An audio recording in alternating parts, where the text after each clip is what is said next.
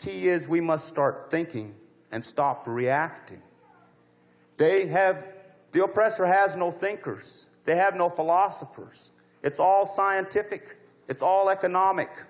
It's all manipulative. They have no thinkers. You go look and you deal with the enemy, and what the enemy does is the enemy will send somebody out on the street to hit you in the head, and the guy says, I'm only taking my orders. And if you can come from a position of strength to this guy that's hitting you in the head and say, hey, you got to stop hitting me in the head, we want to talk, then he says, well, I have to go to my superior to see. They have no thinkers either. If we will start to think and we will learn to see what reality really is, we will outnumber them through the thinking process.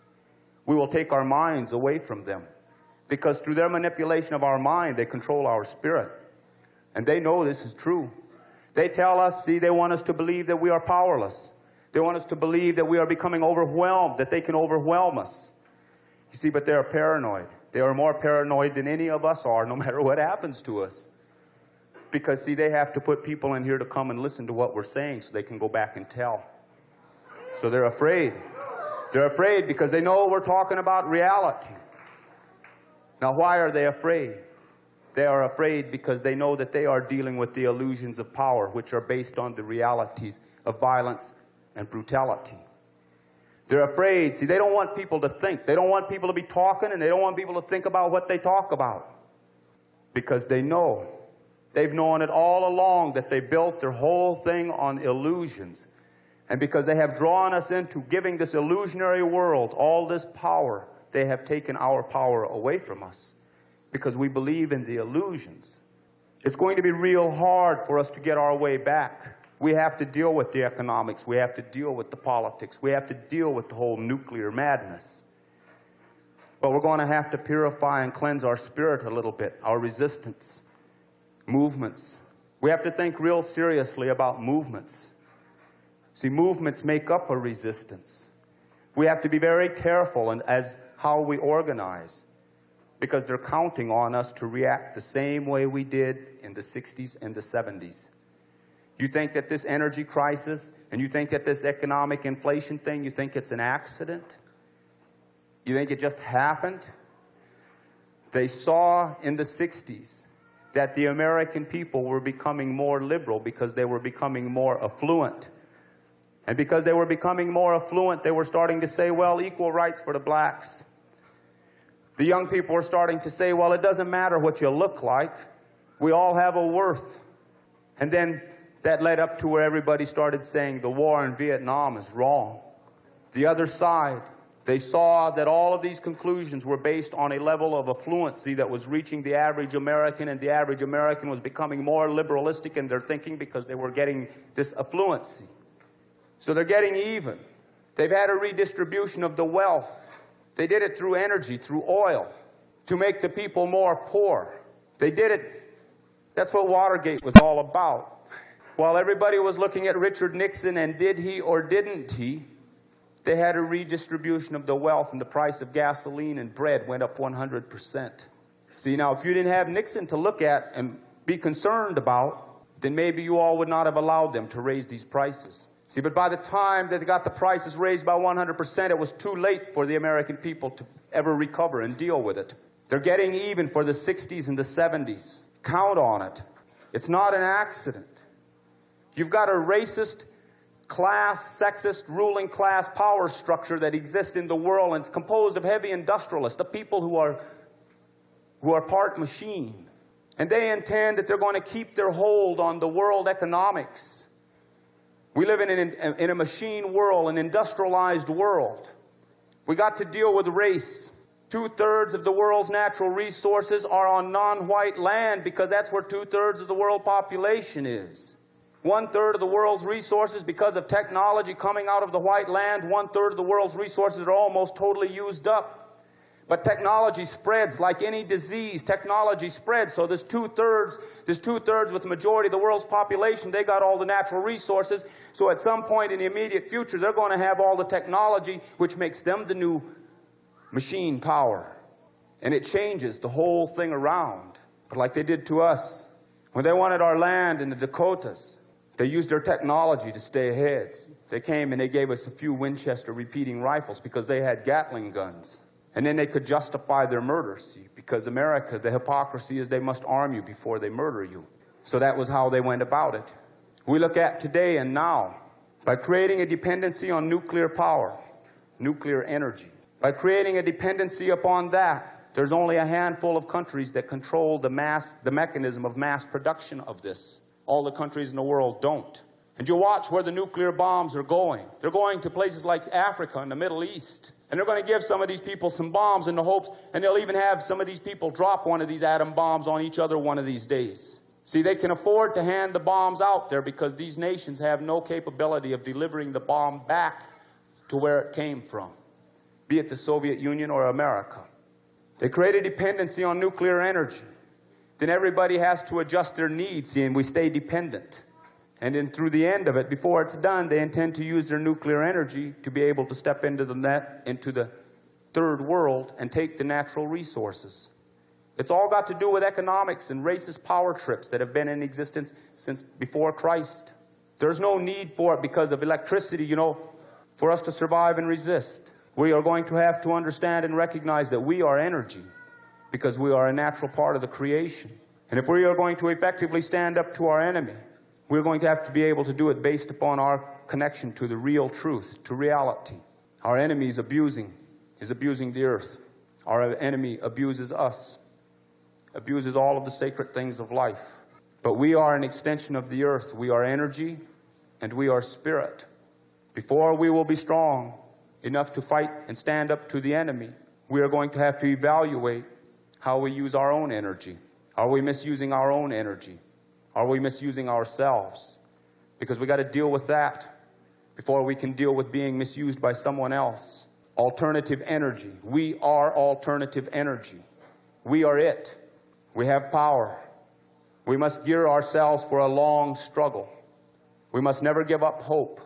We must never turn our back on it and say we're not going to make it. Because those who turn their back and say we're not going to make it, then they're not going to. That's it for them. But the spirit of the people, the spirit of the people, the spirit of the earth. We live in a natural world. We go through lives. All of our ancestors who were here before us, all of our relations who were here with us and went into the spirit world, see, they didn't go to heaven or hell. They're here.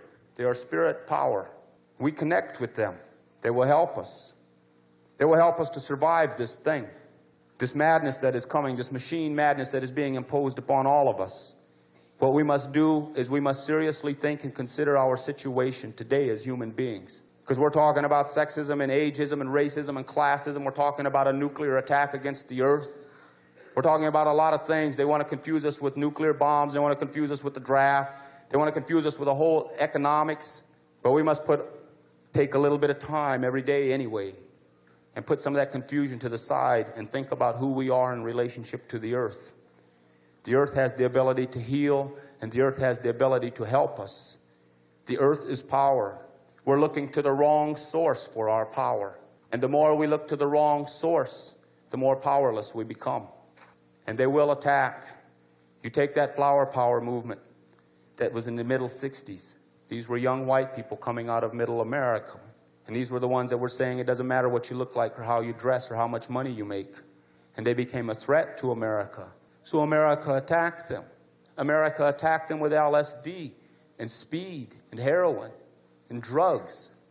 America took them and discredited them and said they're no longer flower power children who come from your middle class homes. They are drug addicts. And they had a generation gap. See, but everybody was so caught up in mind expansionism and idealism, they said, well, the LSD is a good thing for us and we really want it because it helps us to grow and see. But I consider it to be an act of war. The CIA was experimenting with LSD specifically for that purpose, to use it in chemical warfare. And they saw a whole segment of the American public was turning into a consciousness that talked about true human life values. So they dropped their LSD bomb. You see, because mind expansion and consciousness alteration was taking place. That's what the civil rights movement was. That's what the flower power movement was. That's what the anti-war movement was. It was people whose minds and their consciousness was expanding and starting to become more realistic. So they turned around and they dropped a few things on us to divert our energy. So we have to be very careful. We must always think. We must always look to see, because there's an answer for everything that is going on if we're willing to take the time to look for it and to see it. We are power. We are energy. We are spirit. We are the people. We want to be free. We want our liberation. Then we must take the responsibility that goes with liberation and freedom, and that responsibility is to be able to take the time to analyze and to think and to feel things out to their logical conclusion. Stay with these things to the end, to the good conclusion. We cannot come and get involved in this for a year or 2 years. We must pick our way of life and we must live to it. And no matter how hard anybody here thinks that it is, if you think about all of our relatives that are locked up in prison cells, think about how hard it is for them. But they're strong enough to endure. Well, we're out here. We should be strong enough to endure also. Think about all the women and children and men, the people that have had to endure centuries and centuries of oppression. Strong enough to endure. We must do that. We must find a way to communicate with each other. We must find a way to have a more open human compassion. We must go back to the ways of the earth. It's the only way we're going to protect the unborn. We must never quit.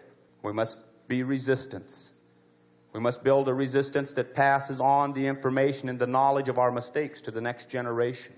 We must not become too movement-oriented where we get caught up in our own arrogance because we're chasing a cause. We must build our power. And we must understand that we build strong. We must build to survive. Not to change the politics right now. We must build to survive.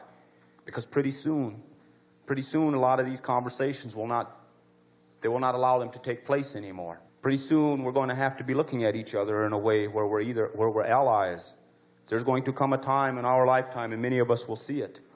There's going to come a time where we're going to have to run to each other for safety. That time is coming. And anyone who refuses to believe it, anyone who still believes the American lie, that it can't happen here, then you have our sympathy. And we do not mean to offend you. Stay with us as long as you can, and when you see it start to happen, then you make your decision.